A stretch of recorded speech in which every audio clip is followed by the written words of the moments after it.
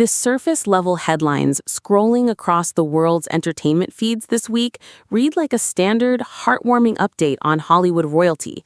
Angelina Jolie and Brad Pitt's youngest children, Knox and Vivienne, are standing on the precipice of adulthood, preparing to celebrate their 18th birthdays.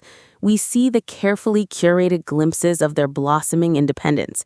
There's Knox, quietly graduating from high school and stepping into the ring for a Muay Thai event at Total Sonic Knockout, proudly announcing his midnight fight to a cheering crowd that included his famously protective mother.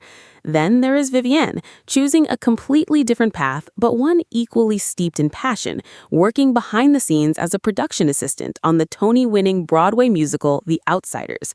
To the casual observer, this is simply a story of two privileged teenagers coming into their own, finding their unique identities away from the blinding glare of the paparazzi flashes that have documented their existence since they were sold as highly anticipated baby photographs to fund global charities.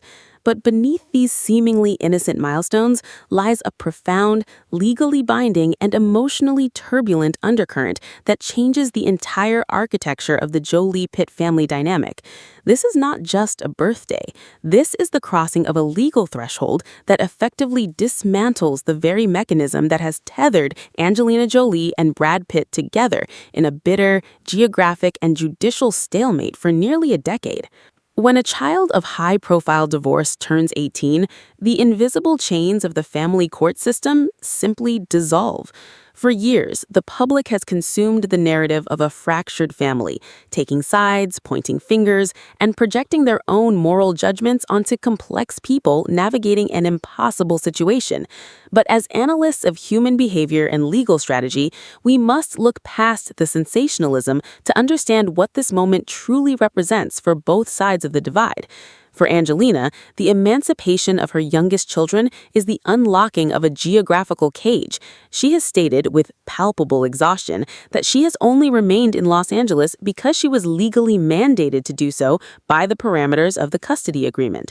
Her life, her humanitarian ambitions, and her desire for international anonymity have been paused, subjected to the jurisdictional requirements of the California Family Court. The moment Knox and Vivienne blow out their 18 candles, that mandate evaporates. Angelina's public declaration that she will leave Los Angeles as soon as they are of age is not merely a passing comment. It is the culmination of a decade-long countdown to personal freedom and the ultimate reclaiming of her own narrative. Conversely, we must examine the deep, often unspoken psychological reality for Brad Pitt. For a father who has spent the better part of these critical formative years navigating the labyrinth of monitored visitations, legal injunctions, and the heartbreaking distance that naturally forms when a family structure shatters under intense public scrutiny, this milestone carries a vastly different weight. The narrative often paints a one-sided picture, but empathy demands we see the father's perspective. He has watched his children grow into young adults largely from across a heavily fortified legal divide. The age of majority means that Knox and Vivienne are no longer subjects of a custody agreement negotiated by attorneys. They are sovereign adults. For Brad, this 18th birthday might represent a profound glimmer of hope, the possibility of forging direct, unmediated relationships with his youngest children, free from the shadow of court orders and the pervasive tension of the ongoing divorce proceedings. Yet it also brings the terrifying reality that these young adults now hold the absolute power to choose whether to engage with him or not. It is a moment of total vulnerability for a man who has conquered Hollywood but remains entirely at the mercy of his children's independent choices. The end of the custody battle does not mean the end of the war. It simply shifts the battlefield from the sterile halls of a courthouse to the deeply personal, complex terrain of adult family dynamics. This transition is happening while the ghosts of their shared past, most notably the bitter financial disputes, continue to cast a long, dark shadow over their future, forcing us to ask, what happens when the children you fought so hard over finally have the legal right to walk away from the fight altogether? The transition of Knox and Vivienne into adulthood serves as the definitive closing of one era and the uncertain dawn of another, not just for the teenagers, but for the legacy of the Jolie-Pitt empire. To truly comprehend the gravity of this moment, we must dissect the intricate web of emotional preservation, legal warfare, and public perception that has defined this family for almost 20 years. When Angelina Jolie speaks about her children's desire for privacy, emphasizing that they were not born with it and therefore must be fiercely protected so they can claim it as they grow, we are hearing the manifesto of a mother who understands the destructive power of fame. She experienced the Hollywood machine firsthand, having been born into it herself through her actor parents, and she intimately knows the psychological toll exacted by a life lived for public consumption. Her decision to shield her children, to encourage them to step behind the camera rather than in front of it, is a calculated, deeply maternal act of rebellion against an industry that consumes youth. Vivienne, working as a production assistant, meticulously learning the unseen mechanisms of theater, and Knox dedicating himself to the intense, solitary discipline of martial arts are testaments to an upbringing designed to cultivate internal substance over external validation. From Angelina's perspective, her tenure in Los Angeles has been a necessary sacrifice, a strategic holding pattern to ensure her children could develop these grounded identities without the destabilizing interference of a chaotic custody battle playing out across multiple international borders. She positioned herself as the shield, absorbing the blows of public opinion and legal scrutiny so her children could quietly grow in the shade.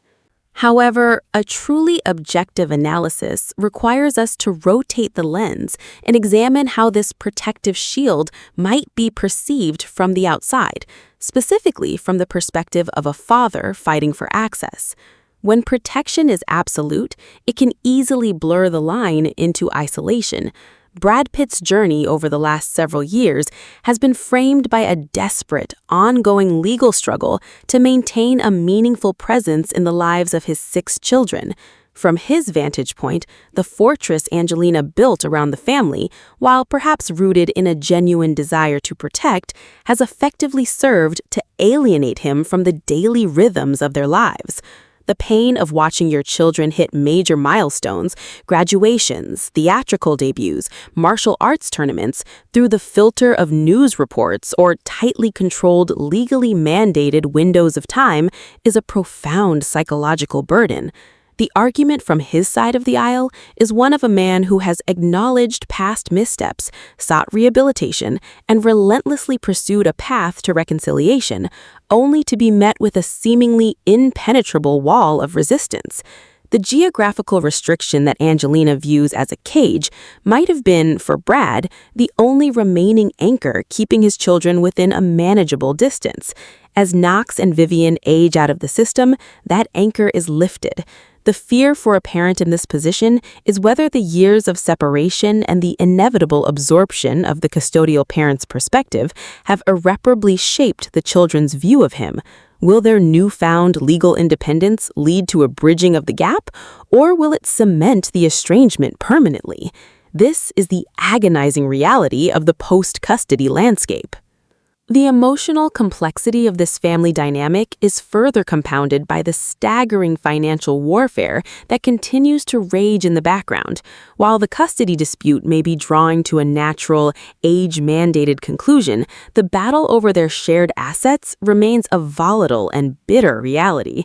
It is impossible to analyze the current state of the Jolie-Pitt family without acknowledging the looming presence of the Chateau Miraval estate. This is not merely a dispute over a vacation home, it is a highly complex corporate uncoupling involving hundreds of millions of dollars. The vineyard, once the idyllic symbol of their union and the very ground where they exchanged their wedding vows, has mutated into the ultimate battleground of their divorce. Every legal filing, every accusation of breach of contract or unapproved sale adds another layer of toxicity to the family ecosystem. For the children, including the newly adult twins, this ongoing financial warfare serves as a constant, inescapable reminder of their parents' animosity. How does a young adult reconcile the memory of their childhood home with the reality that it is now the subject of a vicious legal dispute worth hundreds of millions of dollars? The psychological dissonance is immense. They are forced to witness their parents, 2 of the most powerful and influential figures in global entertainment, locked in an endless cycle of litigation. This financial battle inadvertently ensures that even as the children break free from the family court system, the trauma of the divorce continues to cast a shadow over their transition into adulthood. As we look at the paths Knox and Vivian are choosing, we can see the subtle ways they are processing this extraordinary upbringing. Vivian's alignment with her mother on the Broadway production of The Outsiders is deeply symbolic. The narrative of the musical itself, dealing with divided factions, chosen families, and the struggle to find one's place in a fractured world, mirrors the underlying themes of her own life.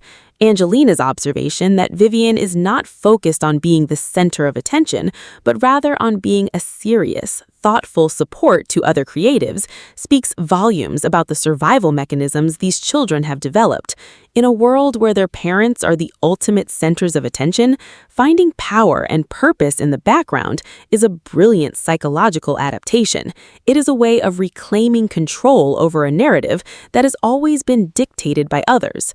Similarly, Knox's dedication to martial arts represents a pursuit of discipline, physical boundaries, and self-reliance.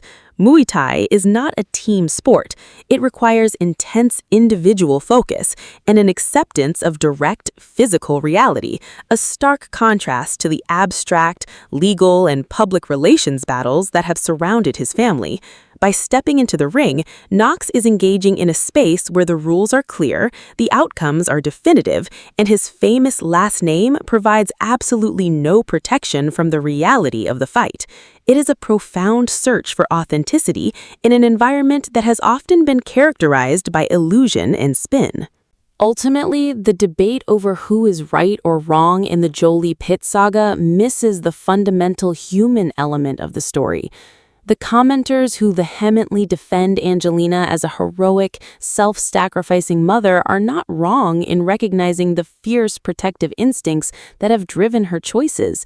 She has navigated an unprecedented level of public scrutiny while attempting to provide a stable, creatively enriching environment for 6 individuals with incredibly diverse needs and personalities.